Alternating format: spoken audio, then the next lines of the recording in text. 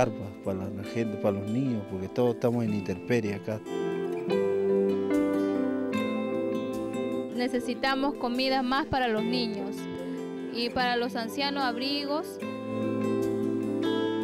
Yo quiero ayuda para mi nieta porque tiene 16 años y ella no puede sentar, no puede caminar, no come nada. Y de noche utiliza pañal también. Mi hija no puede trabajar nada por cuidar a ella. Les pido su ayuda, por favor, para mi nieta.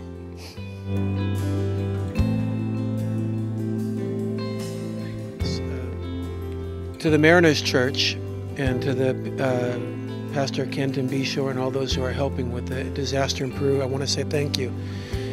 I'm here right now in Chincha. I mean, we're not only 24 hours from the earthquake, which was just, we found out it was 8-point earthquake.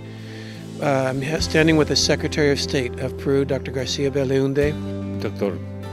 Barriger said it was yesterday evening the earthquake that affected this province of Peru. We are just 150 kilometers south of Lima.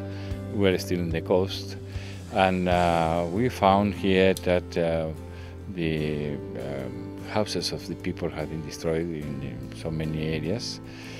So I'd like to thank you very much for the sympathy and the opportunity of your help. Your aid is very appreciated. Thank you.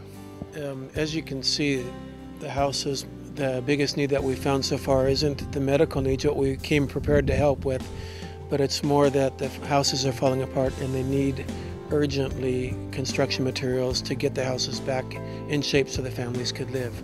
Once again, thank you.